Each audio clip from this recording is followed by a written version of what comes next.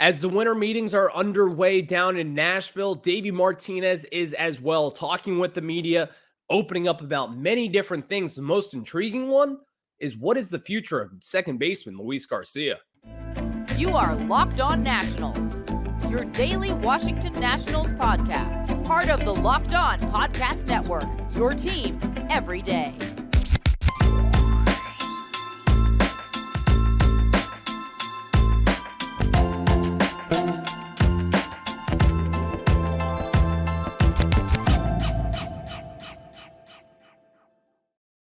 And thank you all for making Locked On Nationals your first listen every single day, as we are free and available wherever you get your podcast. I'm your host, Ryan Clare. You can catch me over on Twitter at RyanClaire11, as I have taken my passion for this game into podcast form here with the Locked On Nationals podcast here, part of the Locked On Podcast Network, where it's your team every day. Later on in today's show, a little bit of a preview of tonight's MLB Draft Lottery. What could be happening with the Nationals? What is the most likely outcome of this draft lottery for your Nationals? Well, we'll get into that a little later on in today's show. Also, Davey Martinez opened up a little bit about Joey Menesses and kind of some of his struggles in 2023, and some that we didn't really all know too much about for Joey Menesses, but we'll get into that a little bit later on, and as well as Trevor Williams and what his future could be for this team. But let's start off with talking about Luis Garcia, because that was the most intriguing thing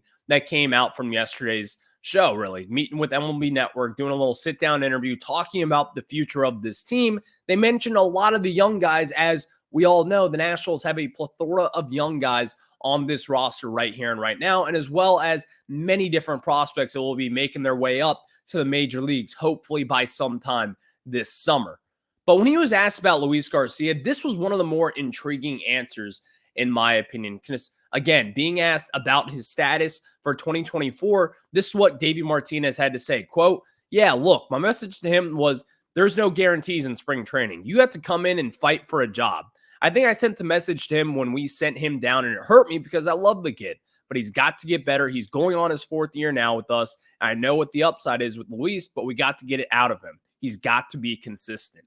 So now let's go back to what Mike Rizzo said with the Sports Junkies over the summer when Luis Garcia was sent down after the trade deadline, and which was a little bit stunning, to say the least, because 2023 was all about the young guys. And Luis Garcia certainly still is a young guy, and certainly is someone I think the Nationals at that moment in time were accounting to be a very good baseball player moving forward with them. So when they sent him down, obviously the Junkies, they asked him about, why would you send down Luis Garcia at this moment in time? And Mike Rizzo, kind of said the corporate line of what he had to do. It wasn't going to give every detail as to why they sent him down, but I think that also kind of causes for speculation. And he kind of mentioned that his routine and kind of they want to see him lose some weight a little bit. And all of these things kind of go into the fact that Luis Garcia, maybe the maturity of, when I mean maturity, I mean the maturity of a professional baseball player, doing your daily routine, finding that consistency, as to what Davey Martinez just said yesterday when he was meeting with the media. So going forward now, it's not when Luis Garcia is in the lineup. It's not when Luis Garcia is on that opening day lineup card. It's if he will be on that opening day lineup card. And now we could talk about two different things here, because this is kind of a drum that I've beaten for quite some time now. And if you've been with us, if you're an everydayer out there, you've probably heard this before. But I always have believed that the Nationals and the way that they have handled Luis Garcia over the last few years has been pretty much malpractice. Now, is it just on the Nationals organization? No.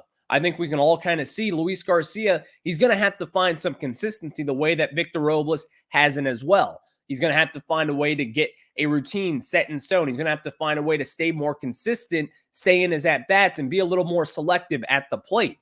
That is where Luis Garcia has really struggled, in my opinion, is when you kind of get him, it seems as if at points in his career, he has hit points where you're like, he gets it now. He understands it. He understands his assignment when he's up there. He knows he needs to move the runners over from second to third or from first, second, whatever it is. Luis Garcia, it seems to click every now and then. And then all of a sudden, he'll go through a 3-week period where he's 5 for 47, and you're all wondering what just happened. We just saw you put up these gauntlet of numbers, and now there's a lack of production moving forward. So with Luis Garcia, number one, is this surprising to me? I would say it's a little surprising considering all things here, just because what are the other options that we have in-house at this moment in time? What are the other options that you could say could play second base for this team moving forward? That is kind of where I get myself in a little predicament, because maybe the Nationals have something up their sleeve with a prospect. Maybe they have something up their sleeves with a prospect that's already on this roster, with a Jake Alou, maybe him moving over to second base full-time, seeing what he can do. Because, again, Jake Alou, while he wasn't amazing, he wasn't this perfect, all for it being the second baseman, he wasn't the option, in my opinion. But maybe the Nationals want to see a little bit more from Jake Alou. Or on the other hand, maybe the Nationals want to go outside of the organization. Maybe they want to go sign a free agent, because I think that is probably where they're leaning to now. But as far as viable options go that are in-house, that are guys that you want to look at, let's talk about Trey Lipscomb here, and maybe the possibility of him being a second baseman to start off the opening day campaign. Now, is he going to be someone that will be in the opening day lineup? As of right now, I'm going to bet against that, because he never reached AAA. And I don't think he's going to be someone where you're just going to jump from AA up into the majors unless something crazy happens in spring training and he's killing the baseball, playing solid second base, and the Nationals want to see more of him up in the majors. But at this moment, what other options are there? Because the Nationals, at some point, they're going to have to look themselves in the mirror and say, have we given Luis Garcia a fair shot? Have they? Because I think that is a question in which a lot of people would go different ways with. Luis Garcia has been up and down from the majors to the minors for the last 4 years. Again, a top 100 prospect at one moment in time. So when he was a very toolsy shortstop / middle infielder, play second base, shortstop, could also play third base if you really needed him to. Luis Garcia, he does have tools. And when he goes down to AAA, you see the production that he can put up there. It's the power. It's getting on base. It's hitting for average. All the different things. Luis Garcia, he puts up good numbers there. But now, is it just the end of the road for Luis Garcia? Are we ready to say we've seen enough of this and we got to move on? Maybe. Are the Nationals right now maybe working the clock for someone like a Jonathan India for the Cincinnati Reds? Doubtful. That would be fun. I would like that. But I don't think the Nationals are really in the market to make a move at this moment of that caliber. I think it's an interesting thought, to say the least, though. Because, again, Luis Garcia is someone that I think a lot of people were just going to say, yeah, he's going to be in the opening day lineup, and we're going to run this thing back. Whether it's right or wrong, whether you'd want an improvement over at second base, I think there's an argument for both sides as to why he should be, because let me kind of counter my point of saying, let's go outside the organization and see what can happen with a second baseman, or let's roll with one of these prospects. Maybe it's a little premature. Let's see what this guy can do. If the Nationals, if it was about the youth, and if that's really what they wanted it to be, then going with Luis Garcia or maybe another prospect is probably the only way to go at this moment. You can't just sit up here and say, well, it's all about the youth. We want to see what the kids can play, and then you go out there and sign a 32-year-old Cesar Hernandez, something like that again. I don't see the Nationals doing that, and I don't think the Nationals should do that, in fact. If you're going to go with a second baseman moving forward here, if you're going to view that as a need, if you're going to go and attempt to go with someone outside the organization, unless you're bringing up and trading for a Jonathan India from the Cincinnati Reds, former NL Rookie of the Year, then I'm not really that interested in it. You're either going to give Luis Garcia another shot, or you're going to call up one of your prospects like a Trey Lipscomb, like a Jake Alou, and have them play second base until we figure the rest of this thing out. Because there's no real option that you could say, I feel confident in that. You can't, unless you go that free agency route or trade for a Jonathan India. But at this moment, you can't really think those things and think that they're going to go out there and get an impact second baseman. It's just been quite some time since they've done something of that caliber. And I don't think at this moment right now, that should be the way for the Nationals to go. I don't think that should be it. You got to figure out a way to find someone in-house, whether it be sticking with Luis Garcia, committing 162 games to him over at second base, seeing what he can do, see if he can work through some of the struggles, see if he grew at all this offseason, or you go with someone like a Trey Lipscomb or a Jake Alou and see what can happen there. That is what I would do at this moment in time. So to kind of put a bow on all of this, the Nationals, in my opinion, have always kind of fiddled with Luis Garcia in a way that I think is a little bit unfair, kind of dropping him down from AAA back up to the majors and on so and so forth. I don't know. I don't know what the Nationals should be doing with second base, but I've always kind of felt like they've handled this in the wrong manner. I feel like they could have done a little bit more in the development of Luis Garcia, not really bringing him up in 2020, even though he was on that taxi squad for the COVID team in 2020. He probably shouldn't have been up in the majors then. In 2021, probably shouldn't have been up in the majors for as long as he was. And again, in 2022, maybe that's the time where you bring him up to make his debut if you do those things over again. But Luis Garcia, solid talent, but the talent is going to have to take a step to the side for production until he has that other thing there. Thank you all for making Locked On Nats your first listen every single day. And of course, Davey Martinez did not just talk about Luis Garcia. In fact, he talked a lot about Joey Menesses, Trevor Williams, and what the Nationals could be targeting this winter meeting. I'm going to kind of discuss those things and kind of give my opinions on what could be happening down the pipe. But before we do that, let me tell you guys about our friends over at Jase Medical. And I know we come to sports to escape from some of the crazy realities of life, but can we talk just for a minute about preparing for tough situations? Whether you're on extended travel, bracing for a major weather event, or limited by yet another supply shortage, you are covered, my friend. Thanks to our partners at Jase Medical, life-saving antibiotics and long list of daily medications can be ordered in a 1-year supply, even ED generics for Cialis or Viagra.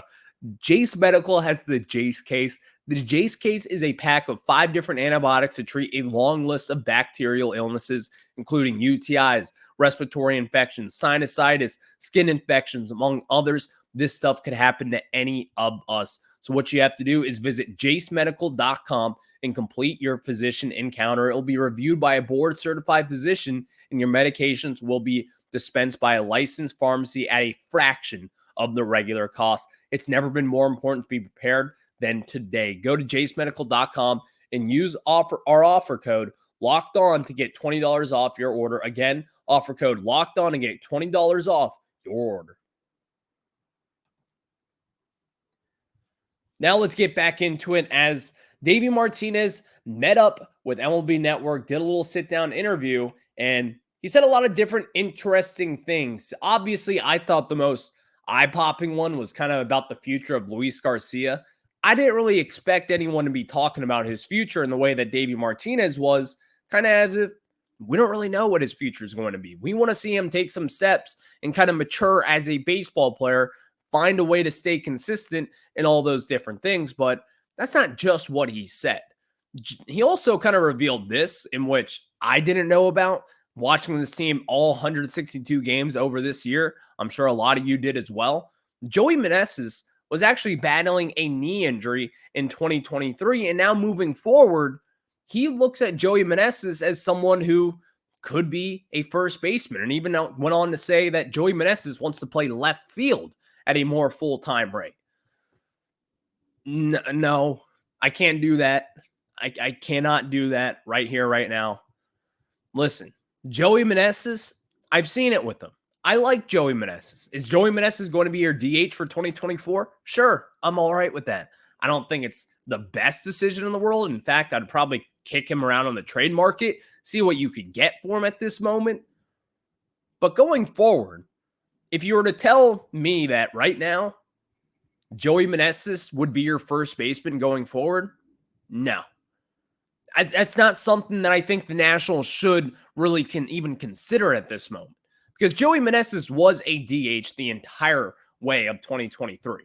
Now, obviously, he had some innings out there at first base, but even then, Joey Menesses, and just looking at him and using the eye test, you don't even need analytics to see it. You don't want this guy in the field. It's nothing against him, but we saw the way that this Nationals defense improved with having a defensive first baseman of the caliber of Dominic Smith. Now, did he hurt us offensively? Absolutely. But also Dominic Smith helped in major ways over at first base, kind of being the Great Wall of DC or whatever you want to call him there. Dominic Smith was very good defensively, and I truly believe that his value over at first base helped this infield and helped the pitching staff and the team overall tremendously in a way that we probably can't even calculate over the course of 2023. I truly do believe in that. Now, if you were to have Joey Menesses in there, someone who is a below average first baseman, what would that do to you? How would that affect the Nationals and the outcomes of games and their defense overall? Well, number one, it would affect it negatively. And number two, when you have a young infield in which the Nationals will likely have going into 2024, you already have C.J. Abrams, who's learning on the fly, shortstop. He's one of your guys that you want to be the face of your organization for hopefully the next decade. Luis Garcia, as we talked about in the first segment, he could be that guy. Maybe you bring up a prospect. Maybe you have Jake Alou start over at second base and you roll with that. Or maybe you bring in a free agent, someone of the like of an Adam Frazier, second baseman with the Orioles. Maybe someone along those lines. Do you want to kind of have that be held back by a first baseman of Joey Menesses type, someone who may not be the best defensively? But also on the flip side, the counter argument in which some people may be saying in this case, well, look at his offense and look at the production that he's going to bring being in that lineup every day. And then you go out there and hopefully find a DH, or maybe Stone Garrett slides right in there as a designated hitter moving forward.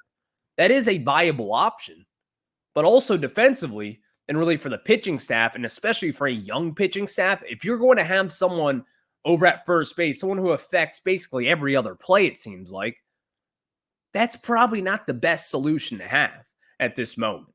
Someone who just simply touches the ball every few pitches for ground outs, all the different things, being a first baseman is a big deal in Major League Baseball. And this is something that, again, this time last year, I was talking about it doesn't matter what defense means. But seeing what the impact that the Nationals had defensively this year, seeing the different things that came from Dominic Smith being over at first base, seeing the way that the pitching staff was just overall better and more confident going into this year with a better defense, that also kind of flipped my mind and kind of turned this light bulb on in my brain and said, why not both? Why can't we have a nice, solid offensive first baseman, but also balance it out with at least an average defensive first baseman? Because you can't go and reach down to the below average market in my opinion. You cannot. I think if the Nationals were to do that, you'd probably see a little bit of a defensive drop-off. And also, you'd probably see a little bit of a drop-off when it comes to pitching in general. And the Nationals, yeah, the pitching isn't all that talented. So I think the Nationals, they're probably going to have to take that into consideration if you were to have someone like Joey Menesses play first base or left field moving forward. So I think you could probably just leave Joey Menesses as DH, have him come off the bench, have him play and do whatever you want with him, maybe fill in at first base every now and then, because there are options on this market highlighted by Rhys Hoskins that could play first base. But I don't think Joey Menesses should be at the forefront of that list when it comes to this Nationals team. And in fact, it should not be on that list whatsoever. Also, another interesting note of this, Trevor Williams, when asked about him, he did say that Trevor Williams is the fourth and fifth starter for now. But he says that they'll see what happens over the winter. Mike Rizzo, when he met with the media a handful of weeks ago, he said that they're going to be in the market for a starting pitcher. Davey Martinez, the way that he kind of ended that quote was saying that we'll see what happens over the winter. That kind of makes me think that I don't think they're going to be planning for Trevor Williams being the starting rotation. I don't think the Nationals should be planning for that, by the way, because when you talk about Trevor Williams, we all know this. I talk about Trevor Williams a lot in this show. Good guy, great clubhouse guy. Players and young players, they love him. That's great. That's something that you need. That's something that's valuable. But you know what else is valuable? Having someone that can pitch every 5 days and not get worked around 4 innings pitched, giving up 5 earned runs every time. That's not what the Nationals should be in the business for, especially when you have someone like Patrick Corbin who kind of already does that already. So if you have 2 of those guys, you're just kind of digging your holes for losses, to be honest with you. You're going to be getting yourself in this deep hole and you're not going to be able to find your way out of it. And if the Nationals, again, if you have 2 of those guys in your rotation that are just going to be out there just to be out there because they're warm bodies, that's not really what you want. And also Trevor Williams, again, if you were to pitch him in the role of that fireman guy is the way that we've all kind of anointed him as. If you were to pitch him in that sense, have him be a spot starter, have him come out of the bullpen, eat 3 to 4 innings out of a game, that's going to be of value to this team. That's going to, number one, raise his trade value. And number 2, it's going to help this team win games. So that is the logical option when it comes to Trevor Williams. And it sounds as if the Nationals could be in the market for kind of improving that factor here. Now, will they? Hopefully. I think that's something that they should and could do. But when will they do it? Because that is the intriguing factor of this. Not only do you have Trevor Williams and Patrick Corbin on the same rotation right now, but you also have Jackson Rutledge, Cade Cavalli, Jake Irvin, a lot of different arms that you're going to want to see up in the majors at some point this year. And with Jake Irvin and with Jackson Rutledge, we saw him make a handful of starts. Jake Irvin was basically here for the entire season. You get the point. There's a lot of young guys that the Nationals are going to want to see. So one of these old-time pitchers, the veteran guys like Trevor Williams and Patrick Corbin, someone's going to have to take the back seat and go to the bullpen eventually. And I think it's probably going to be Trevor Williams just because you've seen the results with him as a bullpen guy already. And it's pretty damn good. So I could see that. I would love to see that, in fact, but we'll just have to see which way the Nationals lean moving forward. Thank you all for making Locked On Nats your first listen every single day, as we are free and available wherever you get your podcast. And of course, Locked On has launched the first ever national sports 24/7 streaming channel on YouTube. Locked On Sports Today is here for you 24/7, covering the top stories of the day with the local experts of Locked On, plus our national shows covering every league. Go to Locked On Sports Today on YouTube and subscribe to the first ever national sports 24/7 streaming channel. You won't want to miss that over there. Now, kind of wrap up what Davey Martinez said and kind of talked about something that I think was a little bit interesting, but also MLB Draft Lottery is tonight. Where will the Nationals be? I'll disclose that after this. And to wrap up from what Davey Martinez said with MLB Network yesterday, Davey Martinez talked a lot about the team needs. We already got into Luis Garcia. We got into Trevor Williams. We got into second base and all the different things that have been out there. But Davey Martinez also said that they want a lefty power bat to probably play in that left field corner there. Well, there's a couple of veteran left-handed bats that could kind of fit that one-year pillow contract type. Number one, the glaring one, in my opinion, is Joey Gallo. Are the Nationals going to go after Joey Gallo? Are they going to give him a one-year, maybe $14, $15 million deal? I don't think so. But also, at the end of the day, if the Nationals did kind of want that pillow contract of someone who is, number one, going to draw interest at the deadline because it's Joey Gallo, and number two, someone who could be an impactful bat and who does kind of fill some holes of this lineup and fill some holes of this team, Joey Gallo would be an intriguing choice here because not only does he just play first base, this is someone that can also play left field. This is someone who can also be a DH. And going up against right-handed pitchers, Joey Gallo does relatively well. The NL East, they've got a ton of right-handed pitchers that have usually just dominated the Nationals lineup. Having a left-handed power bat with Joey Gallo, someone who could hit 30 home runs over the course of a handful of months, could also strike out 100-plus times in those months as well. But still, Joey Gallo does kind of fit that hole of what the Nationals need. You need someone with a little bit of pop with a lefty bat. You haven't had that since half of Josh Bell and as well as Juan Soto. The Nationals, they're going to need to find a way to get some power back in this lineup. And looking at it, Joey Gallo would make sense. Now, what doesn't make sense is probably the money that you'd have to dish out to give Joey Gallo. Joey Gallo, again, Scott Boras client. Scott Boras is probably in his ear saying, listen, we're going to get you a place where you are guaranteed opportunities. Not only are you going to be guaranteed opportunities, you're also going to be guaranteed probably some good money. They're going to be going to whoever, number one, offers up the best money. Number two, can give the most playing time. Well, I don't know about the money part of this, but I can guarantee you this. If Joey Gallo signed with the Nationals, they would guarantee this guy a lot of playing time. Not just at first base, not just at left field, but also a designated hitter spot as well. Joey Gallo would likely be in our lineup basically every single day. And I think that is probably the big bargaining point here when it comes to talking to Scott Boras as well as Joey Gallo.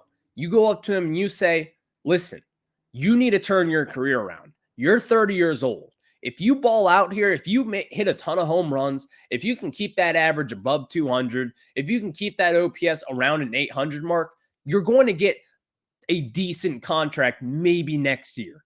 Is someone going to give him a huge, massive contract? No, he's beyond that point in his career. But he could also kind of work his way into it. And if the Nationals, if they pinpoint him with number one money for a one-year pillow deal, and if they say, we'll get you on a contender if you play well here, I think that is going to be something that could be a little intriguing to watch this year. But have there been any points to that? Have there been anyone kind of hinting at Joey Gallo? Not really. So let's kind of go with a more realistic route. And that goes with Jesse Winker, former Seattle Mariner, someone who has really struggled over the last 2 years. Again, fits that market of a lefty bat, someone who can play left field, someone who can really play right field as well. Power bat, someone who does have it back in there. He's going to get a lot of playing time. And maybe the Nationals say, we'll take a shot on you, Jesse. You'll get your playing time. You'll get what you need. We just need you to hit some pop. That's another option that maybe could come into fruition. But also, an in-house option could be Stone Garrett. Now, he's on a lefty bat, but he certainly has power. And I think a lot of us this year were very pleasantly surprised when it came to Stone Garrett and his production. The Nationals, if they were to say, Stone Garrett's going to be our left fielder moving forward for this season, I wouldn't have an issue with that.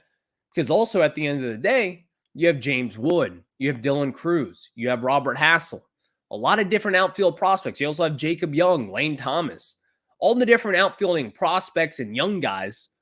You could kind of fill out the holes the way that you want to maybe later on this season when all of them start knocking on the door of the major leagues. I think the Nationals, if you wanted to stay put at left if you wanted to stay put in-house with Stone Garrett as your left fielder, I don't think anyone would be complaining of that.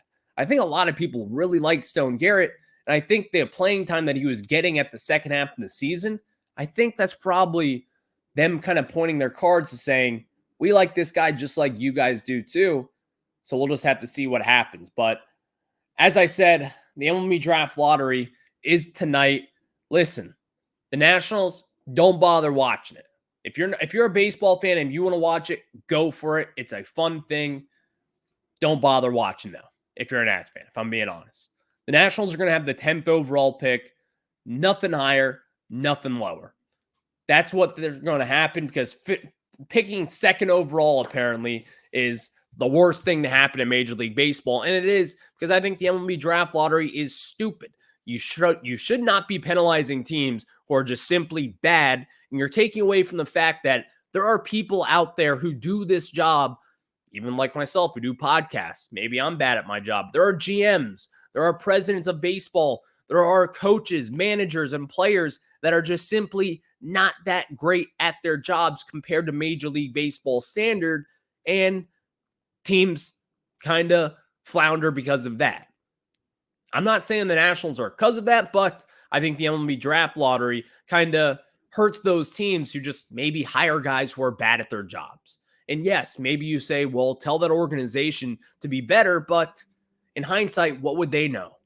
You don't know when someone's going to be good or bad at their job. There's a way that you can try to predict that, but the Nationals finishing at 71 and 91, they should be slotted right around the 5th overall pick. Instead, they got to drop all the way to 10th overall, in which you can still sign an impact player. You're still going to draft a pretty big name prospect. But what you deserve is a 5th overall pick. Just like last year in the Nationals, they deserved the number 1 overall pick. They didn't get that because the MLB draft lottery, they got penalized, in my opinion. 2nd overall pick, and then now you have to drop all the way to 10th overall, which I think is a little bit bogus, to say the least. Thank you all for making Locked On Nats your first listen every single day, as we are free and available wherever you get your podcast. On the flip side, I will catch you guys tomorrow, and of course, talk some more Nationals free agency as what could be coming, because Eric Fetty and his name in the market, it's heating up. Don't miss that. I'll talk to you guys on the other side.